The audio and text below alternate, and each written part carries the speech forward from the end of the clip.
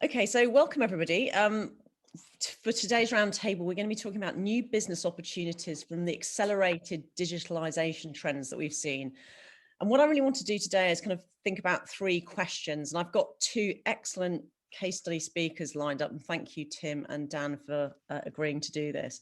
I think it's really interesting because that we've got quite two different types of companies. Dan is from Money Media, part of the FT group.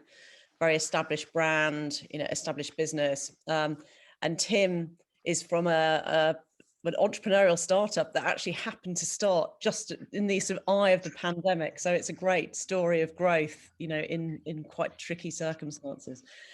Just a bit of housekeeping before we start. I am recording this. Please do switch your cameras on. It's a round table. So the format for today will be two mini case studies from our speakers, and then we'll be opening up for discussion and comments and sharing ideas and that sort of thing. And I have started a thread in the Guild group that we'll be using to carry on the discussion after this. So even if people haven't been able to attend, we can carry on the ideaing sharing after this, and Robin's helpfully going to write up some notes on you, and you're going to put that in the Guild group. If you're not in the Guild group yet, as you might be aware, we've stopped using the Slack group, and we've now on the Guild platform, which is proving to be great. We've already got lots and lots of people signed up, lots of really good conversations going on there. So please do take the time to start your Guild account and download the app on your phone and keep the conversation going there. My name is Victoria. I'm one of the volunteers who helped to run Renewd. Renewd is an open network for specialized information publishers, membership people, event professionals to connect and share best practice. And I think, we all are very grateful for the people who are behind this organization. It is all done by volunteers. There's no budget, there's no office. So thank you to everyone who make these events possible and all the behind the scenes work that happens. If you're interested in getting involved, it's a great group. Everyone's very supportive. Please do let us know. We're always looking for more volunteers to help run events, marketing, all those kind of functions that we need as well. Okay, great. So I'm going to move on and introduce our two speakers for today. I'm going to ask Tim to go first, if that's okay with you. So Tim is the co-founder of the Risk Leadership Network. It's a global corporate membership network for risk leaders. As I said, it launched in April 2020, quite a memorable month, I'm sure that is, last year into the kind of eye of the storm of the pandemic. And it's not only an impressive achievement to have launched a business from scratch, but to have done that during the pandemic and have already built a really impressive membership is admirable. So welcome, Tim. Thank you for joining us. Our second speaker will be Dan Fink, who's the MD of Money Media, part of the FT group based in New York. Money Media are a native digital publisher with over 130 staff, 10 products across 3 continents. So as I say, we've got a great established brand and then an entrepreneurial startup to share their story today. So Tim, can I ask you to kick off? Thanks. Oh, who shouted out even before I started? That's not helpful. Well, good afternoon, everybody. Let me just share my presentation. Can you guys see that? Yep. Great. Okay. Well, thanks, Victoria. Obviously, appreciate the time to be able to kind of join this clearly an illustrious group. I recognise some of you guys, but many of you I don't. It's nice to be involved. I'm not professing to my presentation today to kind of come up with a whole load of answers or profess to be an expert on anything in particular. But what I thought might be useful is to share some of the lessons that we've learned, or some of the parallels that some of the lessons we've learned, I suppose, to see if there's some parallels that can be applied by the group here. Victoria mentioned the perspective we're taking, or I'm taking, is a startup. And so it's the perspective of kind of not having a legacy system, starting from scratch. I thought what would be useful is, I've got 3 elements to what I'm going to talk about. I recognize we've only got 10 minutes. So it's basically going to be me talking at you for 10 minutes, which is actually probably quite hard work. But what I wanted to do was give you a snapshot of the background to the Risk Leadership Network. The second part, I thought, would just really talk a little about the lessons learned over the last 18 months, but in particular highlighting, just focusing on the theme that Victoria's asked me to talk about. And then lastly, just talk a little bit about our development priorities, where we're putting our focus over the future. So the background. So the idea was my colleagues, William Sanders. Will's based out in Australia, and Will was the brand director on an information brand for risk managers that I also worked on. You can then see the following 4 points. I've summarized them. They all look very straightforward and very easy. So off we went and verified the concept. We got money, and then we started trading in October 19. Now, clearly, as you guys will know, it was a little more complex than that, but for the sake of brevity, I've just summarized it to that. So we started trading in October. We launched in April 20, and we just did our first set of renewals. So our founder members from April 20, we renewed in April 21. And we've got a team in the UK and Australia. So what is the Risk Leadership Network? Well, it's a membership network. And what we do, and I won't read, well, I will read this because it's probably easier to do that. We're all about transforming how risk leaders and their teams use, basically make better use of risk management to improve their organizations. What we do essentially is we facilitate collaboration. So we enable our members to share their experiences and learn from their peers. Currently, we only have a membership. Our revenue model is membership fees only. We have no sponsors. The only people that are allowed to join the network or any members are corporate risk managers. Our offering is based on 4 pillars, and we have 3 membership tiers. So very quickly, just show you these main pillars. Hopefully you guys can see that. The current pillars we have are based around intelligence, which is our peer-sourced case studies. Most of these anonymized tools and templates. And then alongside that, we have what we call our benchmarking element. We focus largely just on one particular aspect of the risk management remit with that. Then pretty much the meat of what we do, and it's largely kind of reflected in this kind of meeting today, is a series of collaborative meetings and a private messaging service. And then overlaying all this is what we call network assistance. And that's where we essentially provide this bespoke service for a single individual within each of our member organizations. So what we loosely call the kind of concierge service. Our membership, as I mentioned, there's 3 levels of membership: learn, exchange, and collaborate. And the learn obviously just provides you with access to one of those pillars, the intelligence, and exchange and collaborate. Collaborate gives you the full service. The majority of our members are at that collaborate, that level 3. We have a few at level 2, and none at the level 1 at that learn basis. So what are the lessons learned? Again, just kind of trying to focus on the product and digitalization aspects, because clearly we've learned a lot of other things, but let me just talk a little bit about those. Probably to start with, I suppose we're one of the few businesses that weren't pivoting in April, because our model was always about virtual collaboration in April 20. But what did we learn? So I suppose to start with, when we're still in this case, there isn't really an end-to-end tech solution for us to do what we do. We use those kind of 5 different platforms that you can see it from the start. And recently, we've also introduced Salesforce, and I'll talk to you a little bit about that in a moment. Probably one of the major lessons we've learned is that we just didn't have a systematic way to capture the insights that we were gathering from our membership. And we assumed that, I think, that the content, the intelligence content, would be more valued than it was, actually, than it is. I think one of the things we slightly beat ourselves up about is that we haven't capitalized enough on this joined upness. So this is both the content, the content that we have in our intelligence platform, linking that more cleverly together, but also using the content that we source or we generate from our different platforms to kind of use this in a more complementary method.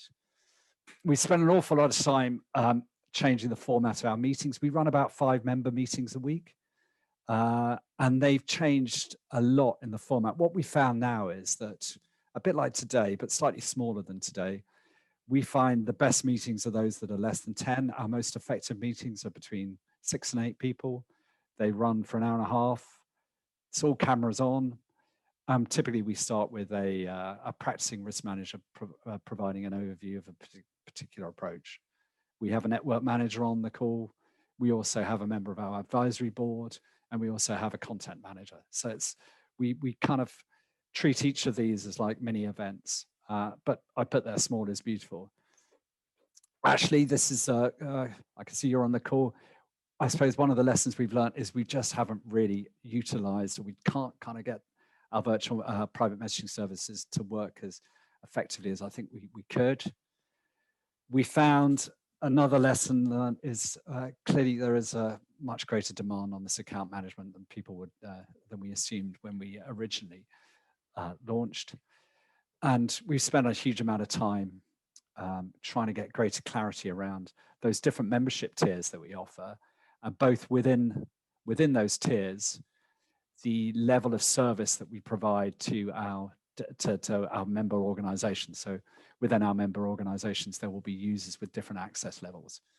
One of the things we've done, and it might be of use, is that we launched a new portal back in March, which is a responsive portal. So it configures depending on the nature of the user. So while the user will see the full offering, if they don't have access to the virtual meetings, then they can't use that facility.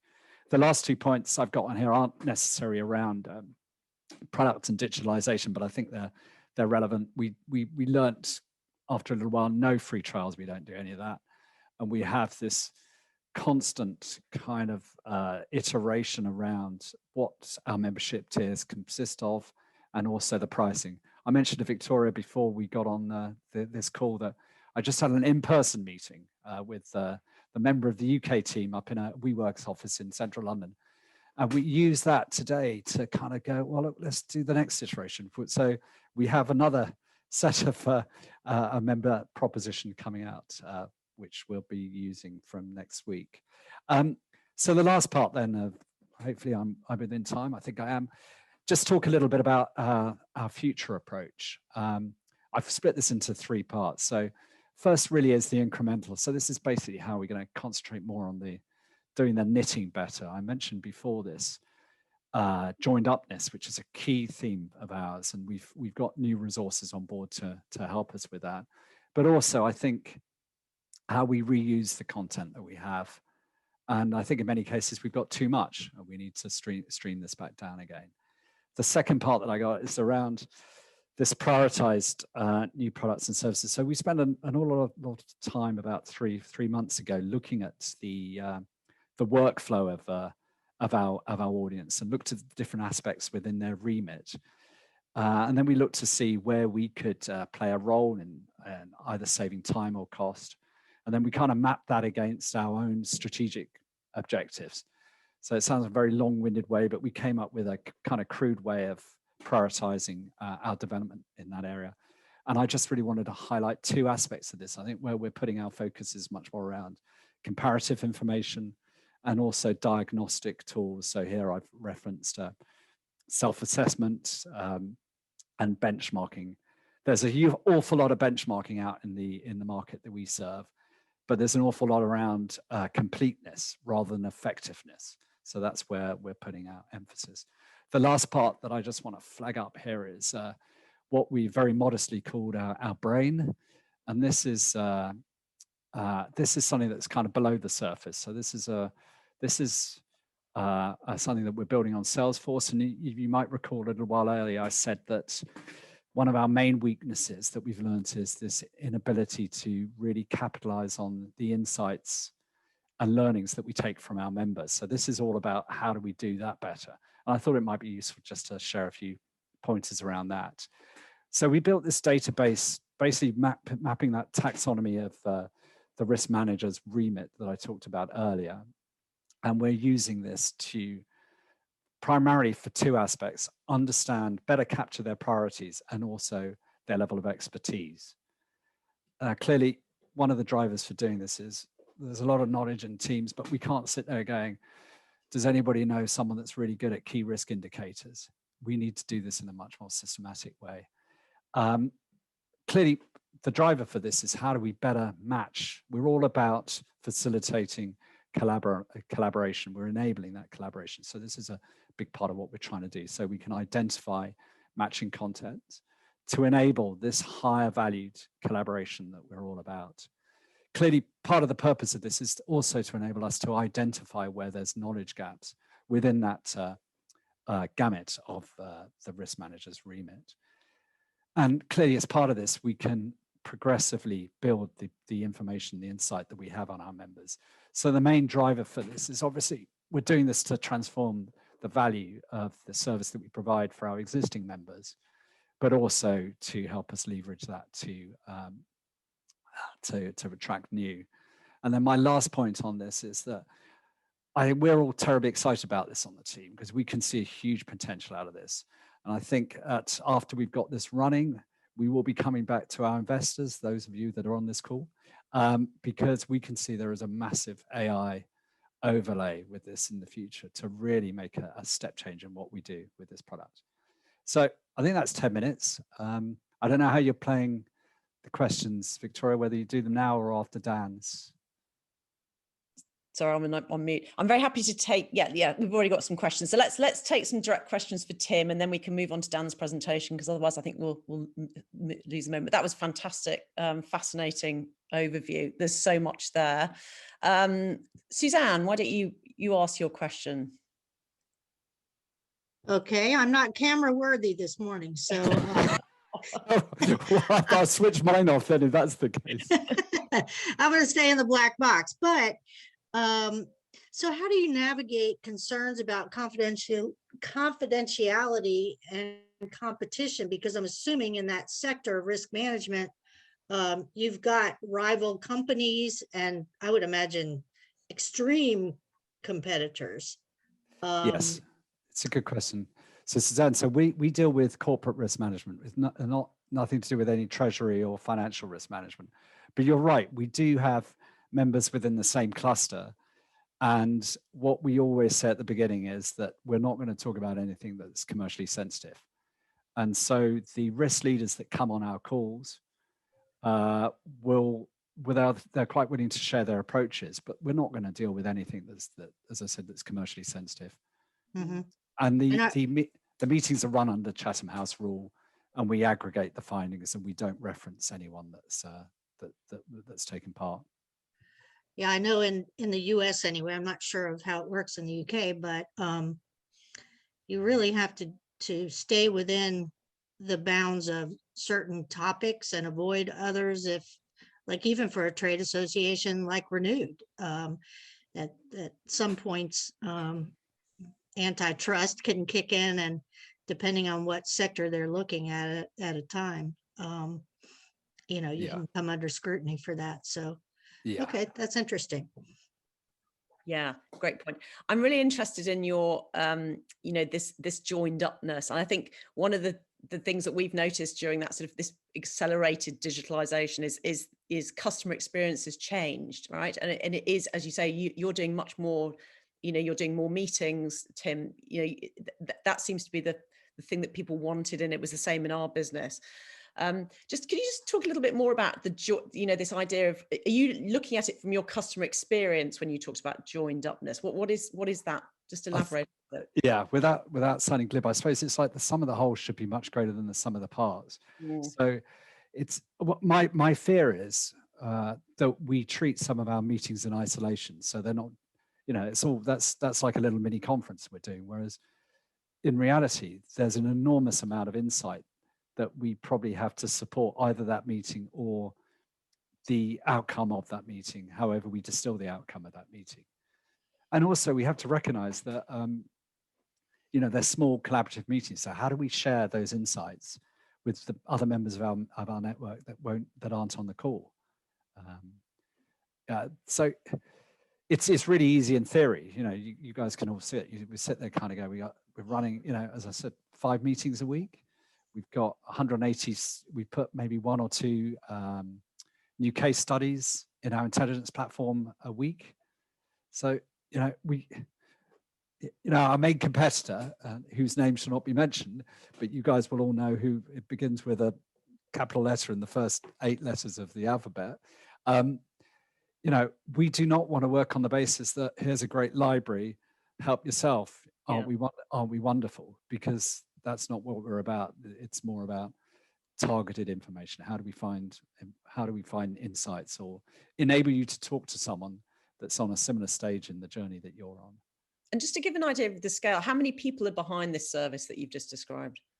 In terms of members? Yeah, no, or the staff that you have, the resources that you have. Yeah, so we've got, let me think, it's about 8 members, eight individuals, but then we use a lot of freelance people as well that are on contracts with us. But our biggest, I suppose, on that staffing aspect, one of our greatest obstacles is to try and find more network managers to help us facilitate this collaboration, because it's as you're doing expertly well today, Victoria, it's a skill. It's very difficult to find people that can do this. They can do this well. Yeah, we have a very similar experience in our business. My business academy has a very similar model to Tim's, which is why we quite enthusiastically benchmark what we're doing. Okay, well, let's save more questions for later. I'd love to bring Dan Fink into this conversation now, and just to share your case study from Money Media. Great. I don't have any pretty slides to share, so I want to talk to you for about 10 minutes, and hopefully I don't lose your interest because I haven't got any visual aids. That said, what I want to talk about is, I'll give you the specifics, but I think it fits broadly into this whole print to digital theme. And there are a lot of different variations on that, but still, I think there's some empirical sort of lessons here for anybody that is sort of looking at or thinking about or trying to make that sort of transition. And as Victoria mentioned at the beginning, Money Media is a native digital publisher. We were founded in 1999. We have 10 products. They all have digital. They're all primarily digital. Only 2 products have any sort of print component, and we have actively been trying to reduce that print component for a while. So with that said, just as a backdrop, I'm going to get into this sort of case study element and walk you through it. But I'll foreshadow a little bit by saying at the end, I'll give you some numbers that show how dramatic of an effect there was on this transition during the pandemic compared to in the years before the pandemic. So that said, the product I'm going to talk about is a product that we have called Agenda. Agenda is a news service for corporate boards of US publicly traded companies. So this is the board of directors for large publicly traded companies in the UK, commonly referred to as a non-executive board. And most of our subscribers, not all, but most of them are in the S&P 500. So these are giant, multi-billion-dollar companies. Now, if you think about the boards of directors for these large companies, it's probably not surprising to hear that the age group for this cohort is primarily 60 to 80. Okay. And this product was the first product that was launched when the company was founded. So the sort of reading habits of people in the 60 to 80 age group in 1999 when the product was launched versus now are different, and they've transitioned a lot. But I would say in around 2010, 2011, about 10 years ago, we started saying, do we still need this print newsletter that goes out to all these folks? We have a website. The website is better, it's more timely. And we surveyed the audience, and loud and clear, this group, there was some feedback from for die-hard preferences for print in this group in 2010. Now, that has waned slowly over the years, but I will say very slowly. It's not been a fast process. But the pandemic has been a huge accelerant. So just to move it a little quicker, because I know I'm supposed to keep within 10 minutes, our goal was to eliminate the print. We wanted to eliminate that and just for it to be gone, streamline our operations. That reduces our costs, and that, and getting people to engage with us digitally, to read our content and consume our content digitally, increases our visibility on reader habits and preferences. That's really useful for our editorial team to see what articles are people clicking on most, what articles are people spending the most time on. We can measure scroll depth, are they reading to the end of this article or not? We can't measure any of that through print. As well, we can't identify at-risk accounts where we know that they're not engaging enough. And we can have our client success team come in, at the 6-month point and make sure we get engagement up so we don't lose the renewal. So that was our goal, was to eliminate print, streamline costs, streamline operations, reduce costs, and increase our visibility on engagement. The risk of eliminating the print too soon, though, would mean potentially a loss of renewals and lower new sales. And we said, look, we want to eliminate the print component. And this is, again, back in 2010, but we don't want to do it if it's going to hurt the business. We don't want to, and I think that's the quandary everybody, in this situation has found themselves in, is I don't want to hurt the business by eliminating print, but I do want to eliminate print. So we sort of tried to define, well, when can we eliminate it? When is it okay to remove print? And the threshold we set was, I think, probably a pretty high bar. We said, look, when the cost savings must be higher. The money we save by not doing print has to be higher than the lost renewals, but not just the face value of those lost renewals. We have to look at the lifetime value, because we know the average number of renewals we'll get. We know the lifetime value. Maybe we would save money in year 1, but by year 2, with the lost renewals, we're at a loss now.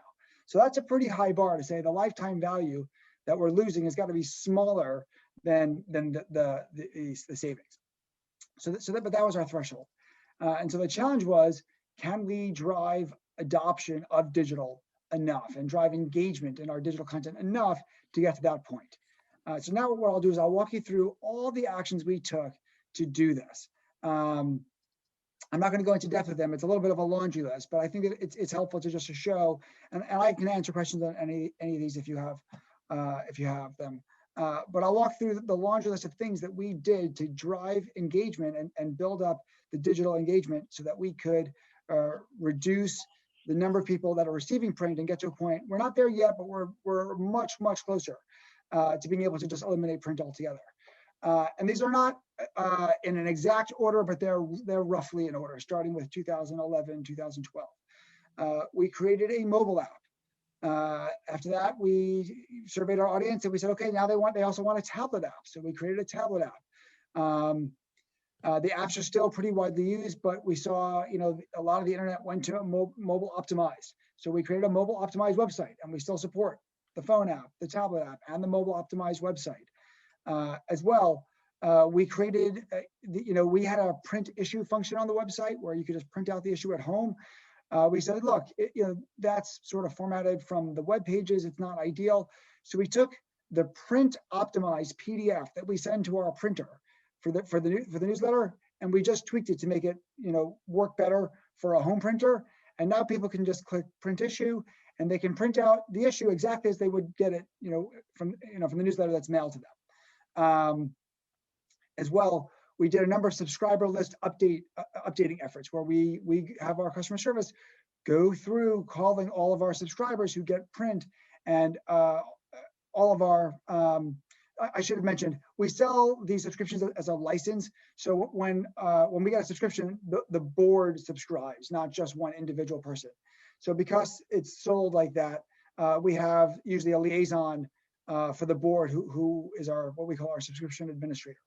So we were contacting the individual subscribers as well as the subscription administrators and updating the list. Are there new people who joined the board that we should add? Are there people who have left that we should remove? And is there anybody who's receiving the print issue who doesn't need to get it anymore? Who, I can give you some stats on who's using digitally. And we worked with the subscription administrators to reduce the number of people receiving the print newsletter. We also communicate the environmental benefit of not printing up the print newsletter and mailing it out, the fuel that's required to drive it to people's houses, and et cetera, et cetera. And that, that did not resonate nearly as much in 2011, 2012 as it does now, but it does resonate now. People are like, yeah, it's bad for the environment. We've got to do something. We also highlight the fact that we have a digital archive with every issue we've ever published and a search engine, which is way more useful than the 2 or 3 shelves in your bookshelf where you've saved all those print copies of Agenda for the last 10 years.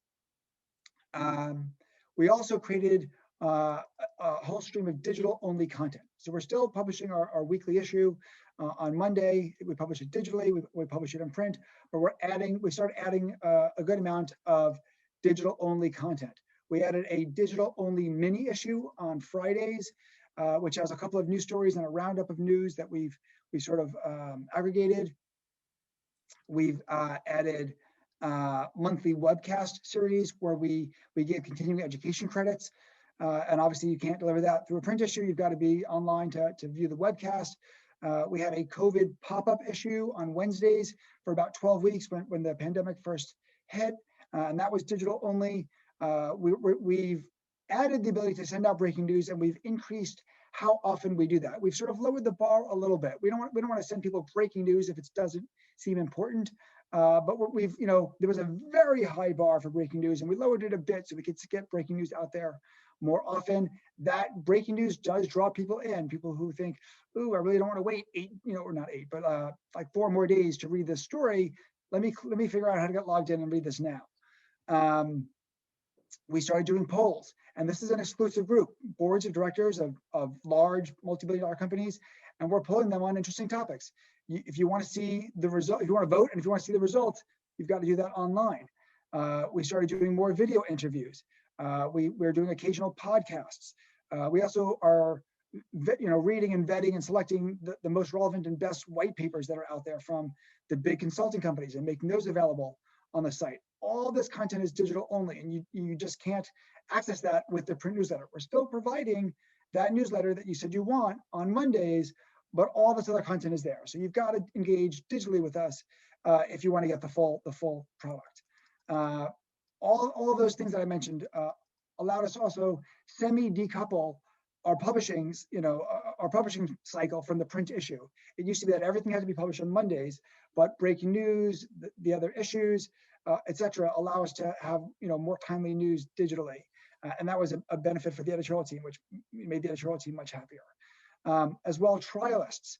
All of our trials are digital now. We used to send out the print issue along with digital access during the trial, but we said, hey, if we don't want people to be getting the print issue, we shouldn't make it part of the trial. So by default, all trials are digital only. We'll send out the print issue if people ask, but the occasion of people asking has become almost nil at this point. Even trials that come from print marketing, and we do a very small amount of print marketing, but there are people in this market where we have their physical address, but we don't have their email address, so we send them a copy of the issue. When they contact us and they want a trial, great, give us your email address and we'll set you up with a trial. And even when it originates from print, it's still a digital only trial. And if you're wondering, we don't give any discounts for digital only subscriptions. People say, oh, if we don't get the print issue, or if we eliminate print from our subscription, do we get a discount? And our answer is no, the content is no less valuable. In fact, it's more valuable if you're getting it through print because it's more timely. And we're providing more channels than we ever have before. When you first subscribed, it was the website and the print. Now we're providing the website and a mobile optimized site and a tablet app and a phone app and print. We're providing more than we ever have before. So we're not discounting if you eliminate the print. I know I'm running out of time, so I'm going to move quickly. We augmented our client success team. And these people are, in a very tactical way, are making sure that all of our subscribers who get the print, have they set up their password? If they haven't, we're calling them, we're emailing them, we're contacting them to make sure they set their password up. But step by step, okay, now they've got it set up. Have they logged in? Are they cookied? Can they click through the site easily to access content? Now, are they receiving the email with our news alerts? Because if they don't get the news alerts pushed to them, there's nothing to click on. So if they're having an email delivery problem, we've got to resolve that. We've got to get their password set up. We've got to get them logged in. We've got to get their email being received properly. And we've got to help them download the app, whatever it's going to take to get them to engage digitally. We're working person by person to get them to do this. We're also continuously improving the digital experience through A/B testing and making the site and the email better and better, so it's more attractive to people. So that that's the laundry list of things that we've done. Let me wrap up here with some results. This product has now got about a little under 7,000 people that receive it, but the print list is much smaller. The number that I got starting in 2016. So year end 2016, we were down to 1,230 people getting the print list, getting the print newsletter mailed to them. Okay, so 3 years later, year end 2016, fast forward to year end 2019, that had dropped by 12% to 1,180. So from 1,230 to 1,180, it dropped 12% in 3 years. So now fast forward, I got the most updated results. So from 2019, we were at 1,180. As of yesterday, we were at 690. So in the 16 months, which primarily includes the pandemic, we had a 42% drop in the number of people receiving print. Whereas in the three-year period prior to that, we had only a 12% drop. So we're doing all these things, but the effectiveness of those efforts and the fact that we had them in place, that we developed them in advance, we were able to really sort of ride the wave of the acceleration of the pandemic and see a much larger drop. But I'll go one step further. Of the group of 690 people who are still receiving print, how many of them are also engaging with us digitally? Because if they're reading our website or our app, that means pretty soon we'll be able to remove them from the print list. And we now have 54% of that group of 600. So that group of 690 that receive the print issue, over half of them, 54% of them are engaging with us digitally, at least somewhat. And the next question I asked my data team was, well, how many of those are sort of one time versus multiple times? And they gave me this stat was, if you look at the last 12 months, it's 54%. If you look at the last 6 months, it's 45%. So most people are engaging, multiple times over the course of a year, not just once in a year. So I won't throw any more stats at you, but the acceleration from 12% in 3 years to 42% in the last 16 months shows the huge acceleration. And it's all these efforts that I went through that are driving this transition with this group that had a diehard preference for print originally, now really transitioning over to digital. All right, so I'll stop there. I think I probably went over by a few We've got minutes. lots of questions, Dan. Thank you so much for that. Okay, I think it's fascinating. When Dan and I were chatting about this before the session, he was talking about plane reading. The sort of, the kind of, I'm going to put this in my briefcase to read on the plane on the way to the meeting, which has obviously disappeared as a kind of trend. But I think that that kind of habit has obviously had to change, and I think. But we're having a few comments here saying, don't dismiss print. Print is still very valuable, especially as a marketing tool. Okay, questions. Julian, do you want to take yourself off mute and ask a couple of, you've got some great questions. I'm talking about Julian Turner, not Julian Rose. Hello, Julian. Hi, how are you? I'm good. Good, nice to see everyone. Yeah, thanks, Dan. So you actually were just answering my first question, which was, I was asking what percentage are now print only, and it sounds like it's about 40 or 50% from what you were saying. Is that right? Well, it's down. It's 40-50% of where we started, where we were in 2016, but we're down to really only about 10% of the total readership. Okay. On print. So my follow-up with them was: have you noticed any change in retention between the people who use it digital only and print and digital? So we haven't, but that's because, like I said, this is a 10 or 11 year effort to remove or reduce print. And we're not, we're making sure that the subscribers on a board on a corporate license are engaging digitally and are still consuming content.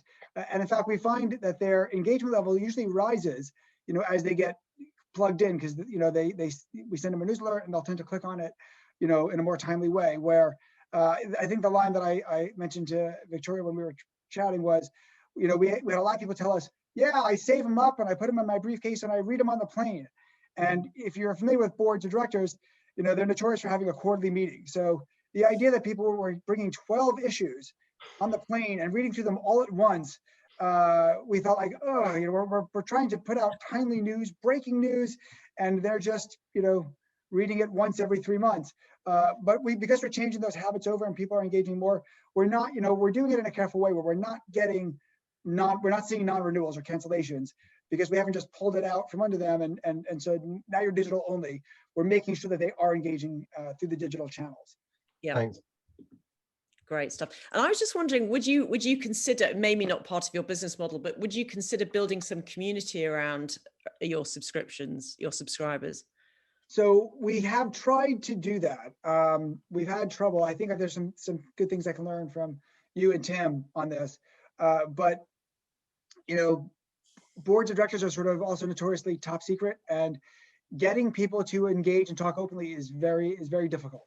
We like I said, the poll, even people are even hesitant to vote in a poll, which is anonymous on the site, but they feel like, well, if I voted this, and I'm logged in, they're going to know who I am. That might give an indicator of what the company is doing, and it's all very sensitive. So we've had trouble with that, but we are seeing it open up a bit, and we'd love to create a sort of a vibrant community of board directors.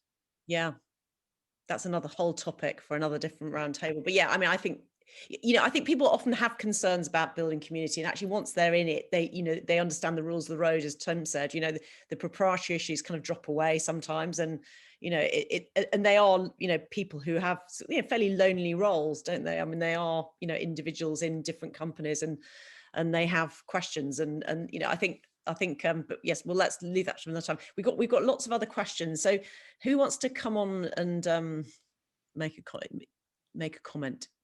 Helen, I noticed that you posted a question or a comment. I'm going to ask you to come in, there we go. Okay, so I actually commented on Ashley's comment, which was around the fact that even if you're phasing out print as the main means of delivering your product, it can be a really great content marketing tool. So just purely for the return in terms of getting more renewals and acquisitions in various ways by people passing on copies, that kind of thing. And we've seen it used quite well in account-based marketing. So where you're going after very specific groups of companies, so you've got like 100 organizations you really want on your subscriber list, or you're really keen to renew, using that as a really special way to kind of send them something special that's really what they call the thud factor, don't they? Especially if it's something nice and glossy and special as a bit of more evergreen content. So yeah, I probably sound pretty anti-print with my case study. I'm really not anti-print, and I mentioned that even trials that originate from print marketing become are given digital trials. But you're right. We use the print issue to support our marketing. When we go to conferences, we give it out. I could foresee a day where we still print up issues and give them out at conferences and use them for marketing, even though we don't have any subscribers that still receive it. It's a tool that is very effective in a lot of cases, and we're trying to transition with the culture. With we're 10 or 11 years into this effort, so we're not doing it overnight.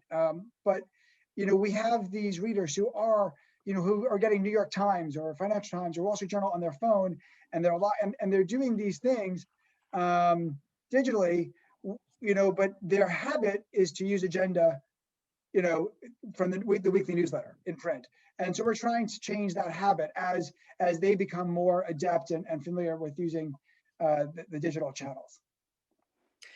Yeah, just as we've got a little bit more time, but I'd love to get some opinions about events, actually, specifically. I mean, I was in a different group on Guild. There's an interesting discussion about virtual events, just people thinking, okay, as I mean, the UK specifically, we're opening up right now, which is exciting, but people are seeing quite radical drop-offs in engagement in virtual events, which is understandable considering we've been locked down for the last 4 months. But how are people seeing the habit? Have you got any specific thoughts about habits, customer habits? What's happening right now? And I think I've got some comments. So Helen, what are your thoughts about events going forward? Well, interestingly, I was involved in a webinar a couple of weeks ago on hybrid events, and that's all a buzz at the moment. Everyone's talking about hybrid events because they want to, especially in the UK, where maybe some of the events are more international, drawing people in typically from the continent quite a lot, from Europe. And, everyone's talking about how we can get a UK audience to our events in the second half of the year, but actually the people who typically would travel from Europe or even the US or might actually struggle to get there.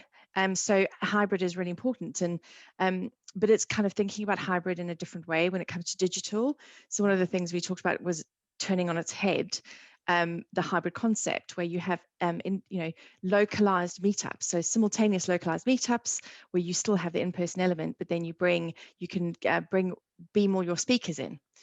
So you have the same program running and being streamed into multiple different venues globally.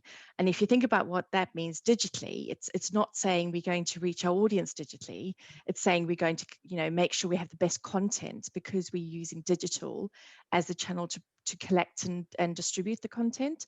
So not even thinking about that digital audience, which is quite interesting. So it's kind of, and that idea of everything's to play for at the moment. There's so many different ways in which you can innovate and try new things.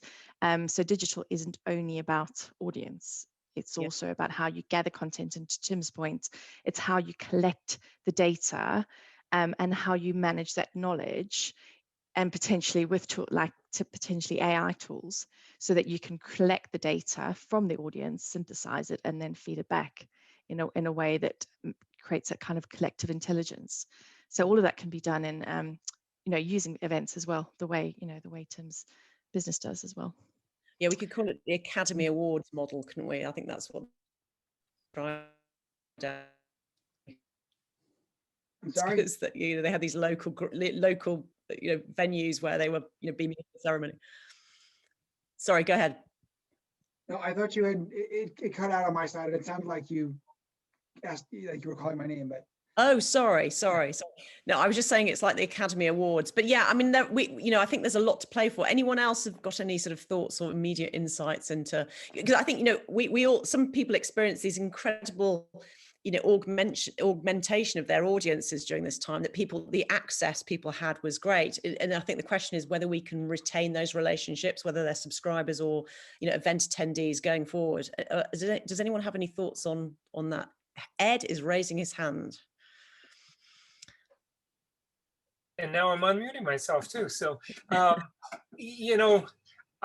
think what's happened over the last 16 months is a lot of people have had the opportunity to get introduced to a lot of things because they've had suddenly more time on their hands.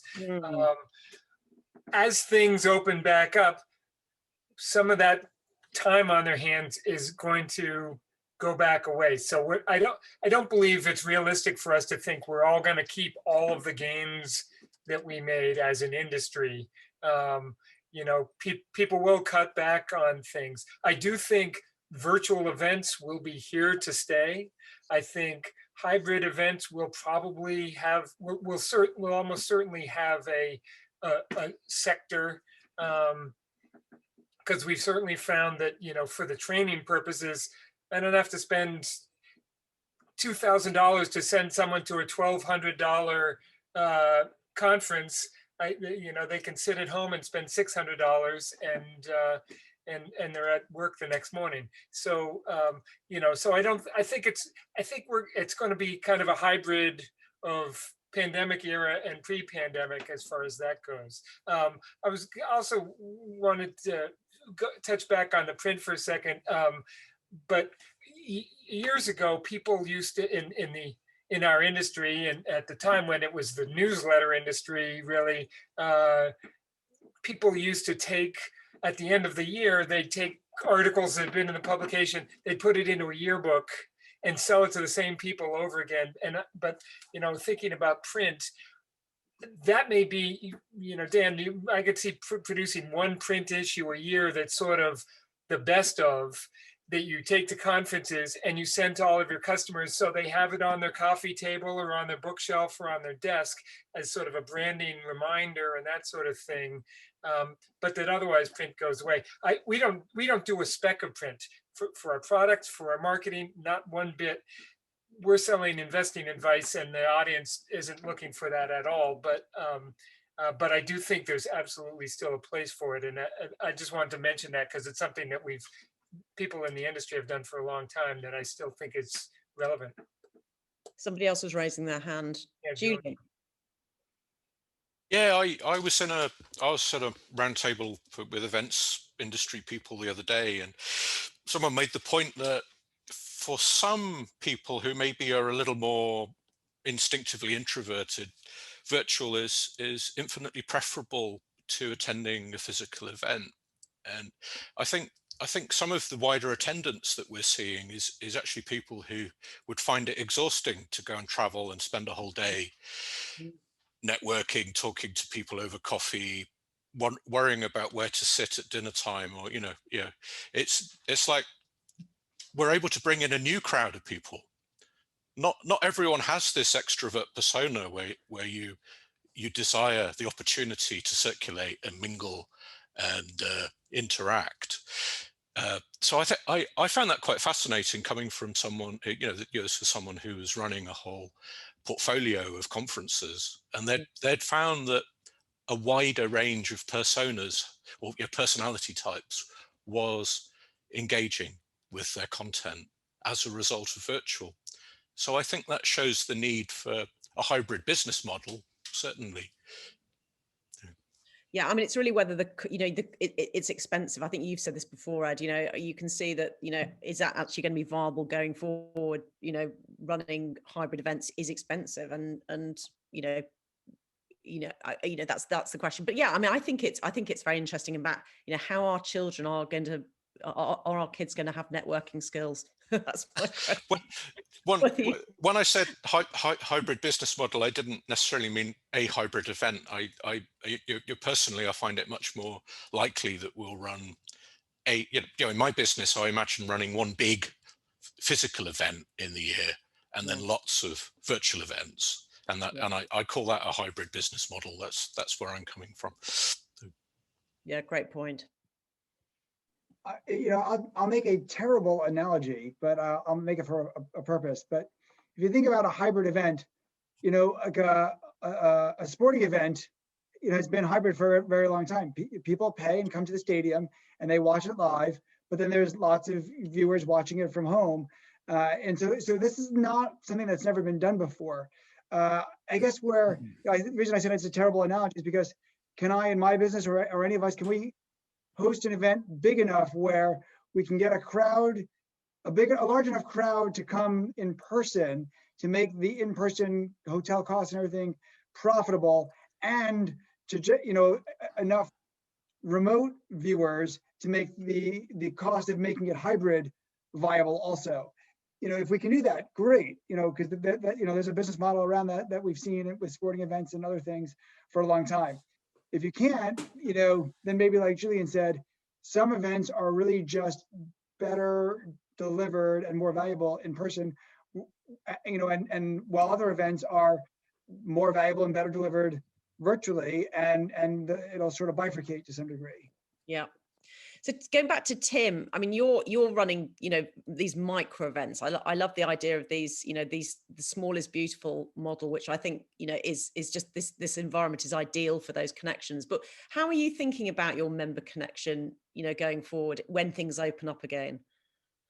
Well, I think it was really interesting listening to what Julian was saying there as well about that hybrid approach, because I think to really facilitate collaboration, it's got to be small, because this group's too big. There's 24 of us or whatever.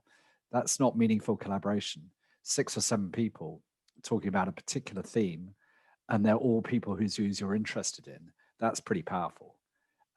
So I think we'll continue to do more of those. Ultimately, we think there's scope for in person, but meet invite only in person events. But that's not what we're doing for now. Yeah.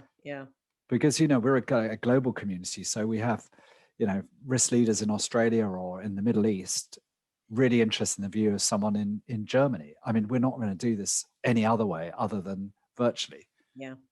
But I could see like this meet, if you get 20 people would switch their cameras off, they'll type, they'll pick their nose. I'm sure no one is. They admire each other's fireplaces. It's that kind of thing. You lose the attention. It's got to be small. Yeah. But that's my perspective. And also, just very quickly, I think a lot of people talk about communities, and what we do is not particularly hard. It's not rocket science. It's just having the capacity to do that. Because if that's all you do, then it's powerful. But if you're trying to print magazines, if you're trying to, do conferences, if you're trying to do a whole load of other stuff and also manage a network, that's quite hard, I think. Yeah. No, I agree. And I think, this kind of purest view on collaboration and insight delivery and that sort of thing is incredibly interesting. I'm afraid we're on time nearly. So, but I just wanted to thank Dan and Tim for great conversation. We've covered a lot of ground here, and I'm very happy to announce that I can see my phone pinging because we've posted a lot of great insights already in the Guild group that I set up for this event. So we can carry on Guild. Please, if you haven't signed up for Guild, it's a great collaborative platform. I know a lot of you are already on that, but let's just carry on. The more we use this group, the better it will get. So, but thanks, Rob, for posting those things. I do have a tiny little poll. Could you just please tell me whether this was a valuable event or not, as the case may be? And we'll be posting the recording on the YouTube channel if you want to share it with any of your team. But anyway, thank you very much to our speakers for taking the time. I know it's a imposition. We're all busy. It's been great to hear your case studies. So much good stuff to carry forward. And thank you very much.